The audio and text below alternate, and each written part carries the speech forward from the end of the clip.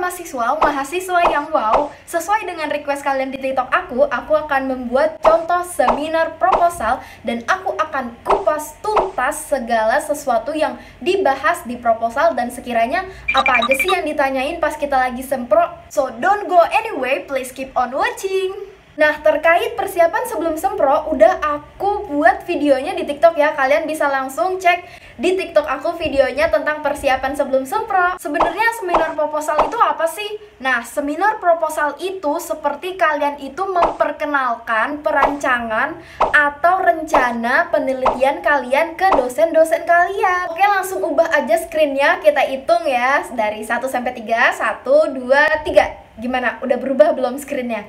Jadi screen yang awal ini adalah screen PowerPoint atau PPT kalian untuk seminar proposal. Biasanya kalian diberikan waktu 10 sampai 15 menit atau paling lama 20 menit. Ini tergantung kampus kalian juga masing-masing, tapi biasanya jangka waktunya sekitar segituan untuk mempresentasikan hasil proposal kalian. Untuk jumlah penguji juga itu tergantung dengan kebijakan kampus kalian ya. Kalau aku kemarin itu ada 2 penguji dan 1 pembimbing, jadi totalnya ada 3 dosen. Biasanya juga ada yang pengujinya cuma 1, jadi totalnya ada 2 dosen. Nah, untuk pembukaan seminar proposal kalian bisa ngomong kayak gini.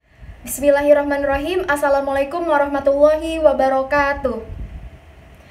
Yang terhormat Bapak Dr. Nasrullah MTHI dan Bapak Ali Hamdan MA PhD selaku dosen penguji saya pada seminar proposal hari ini, dan yang saya hormati dosen pembimbing saya Bapak Miski STHI MAG.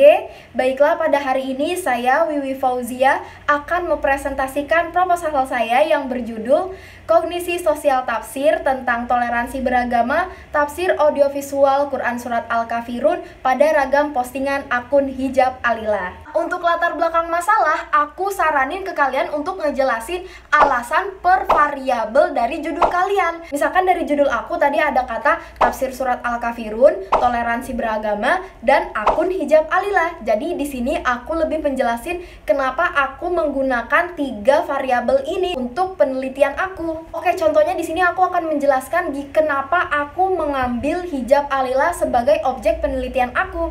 Penelitian ini dilatar belakangi oleh kajian religi yang sekarang sudah banyak beredar di media sosial. Salah satu akun yang secara konsisten menyiarkan dakwah religi adalah akun Instagram Hijab Alila. Uniknya, Hijab Alila ini tidak hanya sebuah akun dakwah, tetapi Hijab Alila merupakan brand pakaian muslimah yang kerap secara istiqomah atau konsisten menyiarkan dakwah kajian keislaman. Tema yang diajukan oleh Hijab Alila dalam akun Instagramnya sangat kekinian, dan ternyata pemilik dari Hijab Alila itu adalah orang istri dari aktivis Islam di Indonesia yang cukup terkenal. Penafsiran Hijab Alila terhadap Quran Surat Al-Kafirun telah mengklaim bahwa Al-Kafirun sudah jelas dan tuntas membahas tentang toleransi beragama, sehingga pemahaman penafsiran Al-Kafirun ini terkesan terjemahistik dan simplifikasi yang dikorelasikan dengan kejadian masa kini. Slide selanjutnya adalah fokus dan tujuan penelitian. Biasanya kalau fokus ini seperti batasan penelitian kamu itu di mana sampai mana. Kamu tuh akan membahas apa aja. Dan di sini tuh biasanya aku kemarin nulis itu rumusan masalah dan tujuan penelitian aku. Tujuan penelitian itu adalah jawaban dari rumusan masalah. Jadi untuk mempadatkan PowerPoint, aku langsung satukan kedua subbab itu. Aku akan skip presentasi ini karena aku rasa untuk fokus dan tujuan penelitian itu sama saja kalian langsung kayak membaca rumusan masalah kalian dan tujuan kalian. Jadi itu langsung dijadikan satu gitu loh, satu kesatuan. Jadi untuk nggak usah ada 2 slide, jadi langsung 1 slide aja itu udah cukup. Slide selanjutnya adalah tinjauan dan kerangka. Untuk tinjauan itu aku ganti dengan posisi penelitian. Jadi di sini aku untuk mempertegaskan bahwa penelitian aku itu memang belum pernah ada yang bahas gitu, meskipun ada beberapa jurnal-jurnal atau penelitian lainnya yang selaras membahas sesuai dengan penelitian aku, tetapi di sini aku akan membedakan kenapa penelitian aku tuh berbeda dengan yang lain dan memang harus diteliti. Ini paling penting sekali dan sering dianggap remeh oleh para mahasiswa sehingga sering menjadi bumerang untuk dirinya sendiri. Jadi sering ditanyain gitu loh, penelitian kamu ini sebenarnya penting atau enggak gitu. Jadi untuk tinjauan teori atau tinjauan pustaka di sini aku mentipologikan menjadi 4 ya, sesuai dengan variabel dari judul aku.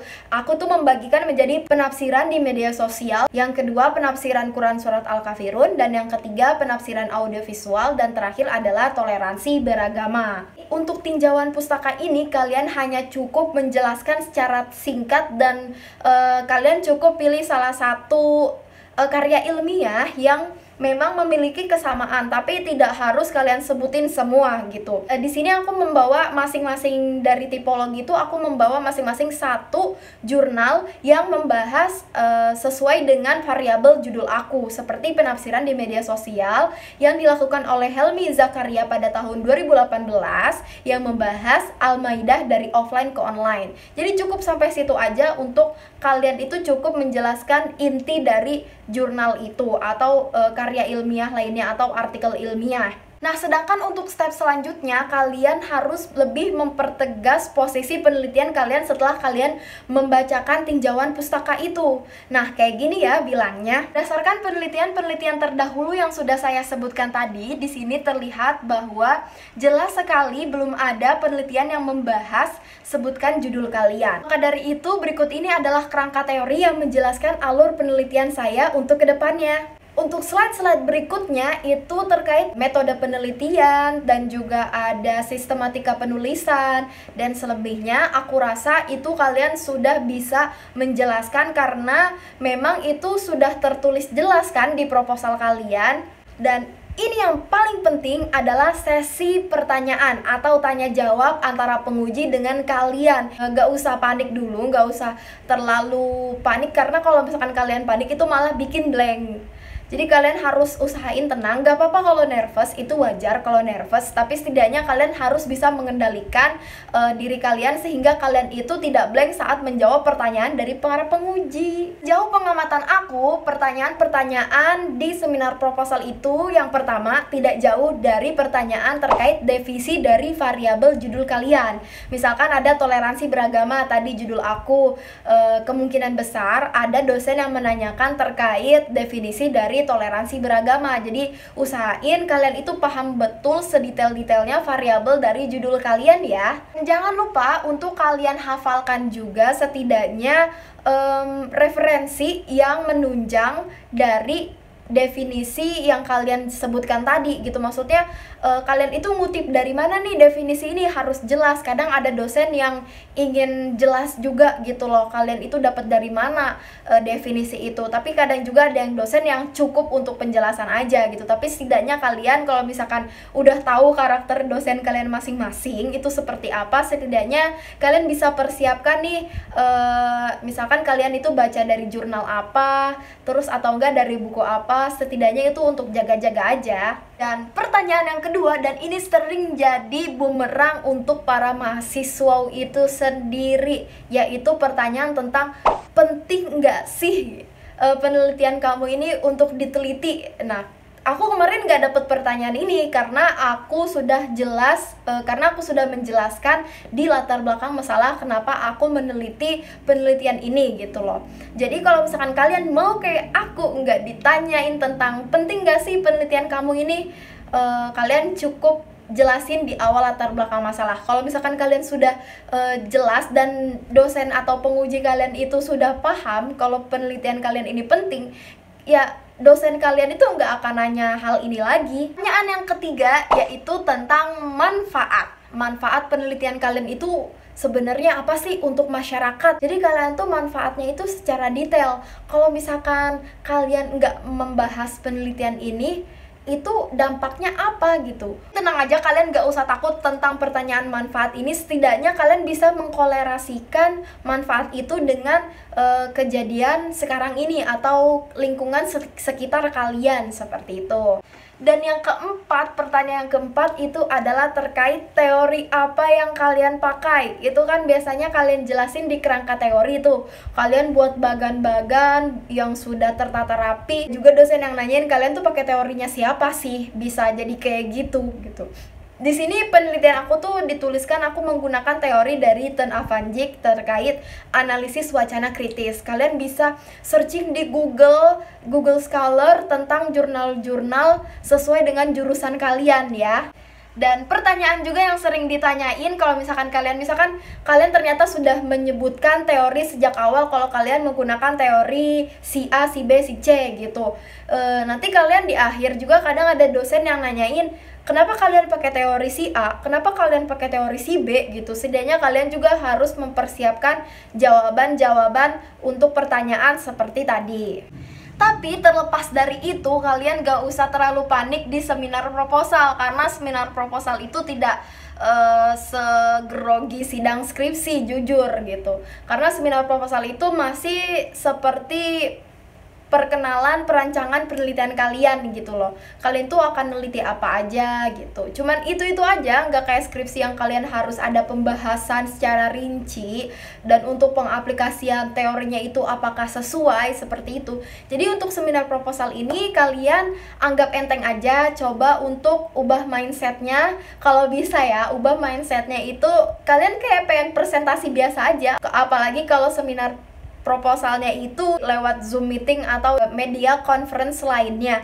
Itu kan nggak terlalu berasa sih, meskipun masih ada deg-degannya, tapi tidak terlalu berasa seperti kalian seminar proposal secara offline. Oke, cukup sekian penjelasan dari aku, karena kalau panjang-panjang aku yakin kalian bakal bosan untuk lihatnya. Dan untuk kalian yang sedang lihat video ini, entah itu besoknya kalian mau sempro atau enggak, hari Senin kalian mau sempro atau minggu depan kalian mau sempro, semoga sempro kalian lancar, amin ya robbal alamin. Jangan lupa untuk simulasi dulu kalau mau kalau nggak mau deg-degan, kalian bisa simulasi depan kaca atau enggak dengan teman kalian, supaya kalian itu lancar mengucapkan sesuatu yang kalian harus ucapkan di seminar proposal.